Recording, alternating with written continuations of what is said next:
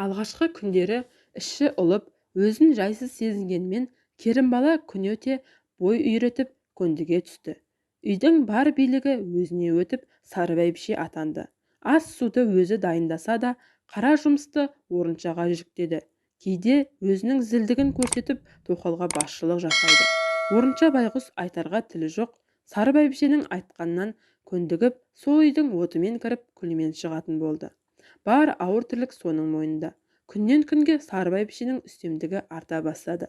Араға 9 ай салып, орынша дүниеге шекесі торсықтай ұл әкелді. Бүтін ауыл болып Сүлейменнің баласының тойын тойлады. Тіпті орынша босанған күні Сүлеймен таң атқанша ауылдың бар үйінің есігін қағып сүйінші сұрапты. Көптен күткен қуанышы, жүрегін жарардай шаттанады. Жаратушыға бір, арды ойлаған сары бәйбішесіне 2 алғыс айтып шаттыққа бөленеді. Сүлеймен ұлының есімін Сарымсақ деп қояды. Тұла бойы тұңғышы, артымда ұрпақ қалды, қу бас дегеннен құтылдым деп той жасайды. Сары бәйбішенің де мерейі өсіп, үлкен істі тындырғанын Сүлейменнің қуанышына бірге шаттанады. Сол күннен бастап Сарымсақты бауырына басты. Орынша үшін қилы да тағдырлы өмір енді басталады. Бала дүниеге әкелдім дегені болмаса, маңдайынан мейірленіп бір иіскемеді. Құшағына қысып көтеріп те жүрмеді. Туа салған кішкентай шақалақты сары бәйбішеге мылқау кемпірге ұстатпады. Түн ортасы болатын. Сарымсақ қарны ашты ма шырылдап жылап берді. Құшағындағы баланы көтеріп ортаңғы үйге апарды. Бұл уақытта күндізгі ауыр тірлік бар, әбден шаршаған орынша тұяқ серппей ұйықтап жатыр еді. Әй, мылқау, тұр, мына баланы еміз, деп бүк түсіп жатқан орыншаны түртіп қалады. Көзін ашып, ұйқысын аша алмай, бөжеңдеп орынша байғұс баланы емізуге ыңғай танытты. Туғаннан баланы қолына дұрыстап ұстамаған орынша байғұс дұрыстап емізудің ыңғайын таппай, оның үстіне сары бәйбішеден де қорынып сасқалақтай берді. Мына мылқау, баланы өлтіресің, былай тұр, ұстама, деп жұмыстан жарылып кеткен қолын қағып жіберді. Қолмен орыншаның омырауын ағытып, Сарымсақты мылқау кемпірдің омырауына тосты. Ашығып қалған Сарымсақ анасының омырауын мейірлене сорып бауырына қарай тығыла түсті. Осы сәт керімбаланың жүрегін дір еткізіп, қолынан баланы шығарып ала жаздады. Сыр білдірмегенсіп, орыншаның қос омырауын кезек емізіп, баланы қайта алып кетті. Болды, жата бер, қатты ұйықтап қалма, түнде жыласа тағы әкелем, деп дауыстап сөйледі. Сары бәйбішенің бұл сөзін мылқау кемпір естімеді де, тек қолмен нұсқағанын ұққандай болды. Қайран ана тас емшегін жібітіп, тар құрсағын кеңейтіп, ішінен жарып шыққан баласын құшағына қысып ұйықтай алмаған қандай қиын. Мейірлене иіскеді. Баланың иісіне асқан тәтті не бар шіркін.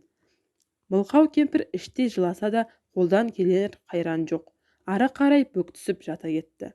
Күн осылай өте берді. Баланың тәрбиесі де, бар ықыласы да сары бәйбішеге тиесілі. Оны былай қойғанда ес біле туған анасы мылқау кемпір емес, керімбала деп өсті. Орынша бірінің артынан бірін туып, Сүлейменге 3 ұл, бір қыз туып берді. Барлығы да біздің шешеміз керімбала деп ержетті. Әредікте көрші қатындар сендердің шешелерің ана мылқау кемпір десе, намыстанып жылап қашып кететін кездері де болды. Бір жолы кенжесі Құралайдың маңдайынан иіскегені үшін сары бәйбішенің қаһарына түсіп қалған. Үйге кірсе бесікте бөленіп жатқан Құралайды көреді. Жан-жағына қарап сары бәйбішені іздеді. Көріне қоймағасын бесіктегі Құралайдың маңдайынан иіскеп кеп бергенде көзінен мөлт етіп жас тамды. Ана сезімі оянды ма, нәрестенің иісіне мауқын басып, бесікке басын қойып ұйықтап кеткен. Дәл осы кезде сары бәйбіше де үйге кіріп қалады. Қызғанышы оянып, бесікке басын қойып отырған мылқау кемпірді нұқып қалады. Тұр былай, бесікті аударасың, саған бала не керек, бар жұмысыңды істе, деп үйден шығарып жіберді. Керімбаланың зілі қатты болғанмен іштей орыншаға жаны ашитын. Кейде мұнтаздай етіп киіндіріп, тарамыс болған қолдарына сақина кигізіп, бір уақыт көңілін көтеріп қоятын. Бұған мәз болған орынша мақтанып, өз әлінше рахметін айтып, көршілердің үйіне қарай барып, үстіндегі киімін көрсетіп әлек болатын. Көршілер де оның қуанып тұрғанын сезіп, бас бармағын шошайтып, мақтауын асырып жіберетін. Көңілі көтерілген орынша осыған риза. Ол дүниеге Сарымсақ, Рахым, Қассай, Құралай деген ұлды қызды әкелді. Кішісі дүниеге келгесін көп ұзамай Сүлеймен дүние салды. Үйдің иесі Керімбала болды. Сүлейменнің қазасы оңай болған жоқ. 70-ке жетпей кеткен Сүлейменнен ұрпақсыз кетпеді. Қайтар алдында бар балаларын жинап алып, екі кемпірді аманаттап кетті. Сендерді туған аналарың орынша, Керімбала баққан аналарың. Екі шешелерің де сендерге аманат, деді. 4 бала да орыншаның туған аналары екенін шынайы білді, жүректермен сезді. Бірақ олар әлі жас еді. Оның үстіне баққан шешелерінің ықпалынан шықпай, соның қас қабағына көбірек қарайтын. Сүлеймен дүние салғасын мүлде ауыр болды. Шиттей бала мен мылқау кемпір Керімбаланың қолына қарап ауыртпалық бір өзіне түсті. Тұрмыстың тауқыметі қиындай түскенде Керімбала мылқау кемпірді төркініне апарып тастады. Ай өтті, жыл өтті, өмір зулап жүре берді. Орынша да төркініне сіңісіп кетті. Ана емес пе, сағынышын басу үшін ауылға кеп, балаларын сыртынан көріп кететін еді. Үйге кіруге Сары бәйбішеден қорқып, жүрегі дауаламай сырттан кетіп жүрді. Мұны ауыл адамдары бірнеше мәрте байқап қалғаны бар. Іштей жандары ашып, Керімбаланы да сөзбен сыбап алатындар болды. Осылайша балалар ержетті. Алды әскерге барып, Сүлейменнің шаңырағын тіктеді. Бір жолы Сарымсақ пен Рахым егістікке жұмысқа барған. Рахымды бүкіл ауыл Еретай деп атайды. Сушы болып жұмыс істеп жүрген әкелерінің жұмыстасы замандасы Медеқұл мен Шәлменге амандасады. Жөн сұрасып біраз әңгіме-дүкен құрады. Осы сәтте Медеқұл мен Шәлмен замандастарының ұлдарын құшағына қысып бір әңгіменің тегін ақтады. Айналайын, Сарымсақ, Рахым, сендер әкелерінің зарға күткен жарығысыңдар. Сүлеймен жарықтық өте момын болды. Ағайынмен тату, досқа адал, өте еңбекқор адам еді. Аузы дуаға, бата көйлегі де бір төбе еді ғой. Жарықтық жатқан жері жайлы болсын. Сарымсақ, сен дүниеге келгенде әкең бүтін ауылдың есігін қағып сүйінші сұраған. Қуанышы қойнына сыймай, жарты әлемге жар салып қуанып еді. Сол бір күн кеше ғана өткендей еді. Енді міне, сендер дәу жігіт болдыңдар, бір шаңырақтың иесісіңдер. Сендерге бір нәрсе айтайын, ана туған аналарыңа жиі барып тұрыңдар.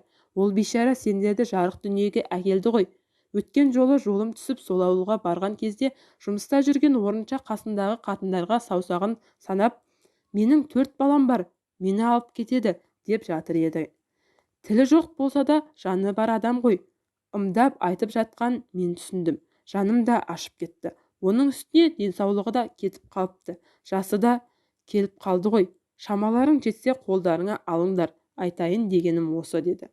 Әкесімен бірге жүрген әкелердің бұл сөзі Сарымсақ пен Рахымның жүрегін толқытып жібергендей болды. Оның үстіне Сарымсақ жақында ғана шаңырақ көтерген болатын. Екі ақсақалдың сөзіне құлақ асып, таң сәрімен Сарымсақ қасына келіншегін ертіп туған анасының үйіне барды. Қасына келінін ертіп барған Сарымсақты көрген орынша қалбалақтап жүгіріп келіп құшақтай кетті. Қолынан сүйіп, қуанып, мауқын басты. Келінін көріп маңдайынан иіскеді. Ыңылдап, қолымен сермеп бір нәрсені жеткізгісі келді. Қолынан сүйреп ескі қораға қарай жүрді. Бүжеңдеп барып қораның бұрышын қазып тығып қойған бір орамалды алып шықты. Ұлы мен келіннің қолына ұстатты. Аш дегенде ишара танытты. Жарығым-ай, ана жүрек емес пе? Төркінде жүріп ұл қызын ойлаған. Жастайынан мейірімге қанбаса да балаға деген махаббаты ерекше. Жылдар бойы істеген еңбек ақысын тығып, кілең бақыр тиынды жинап, ұлы мен келіннің қолына ұстатқаны Сарымсақтың көңілін толқытты. Керімбаланың ашуынан бірігіп, көңілінен бірігіп, туған ананың махаббатын сезбеппін ғой. Көңіліңнен айналдым анашым, деп құшағына қысты. Ұлы мен келінін көріп, көңілі жадырап қалған орынша біраз күнге дейін қуанып жүрді. Маңайындағы қыз-келіншекке мәз болып ұлының келгенін жеткізді. Бірақ ауруы күннен күнге дейін дендей берді. Анасының ауырып қалғанын естіген ұлдары келіп бір жола үйіне алып кетті.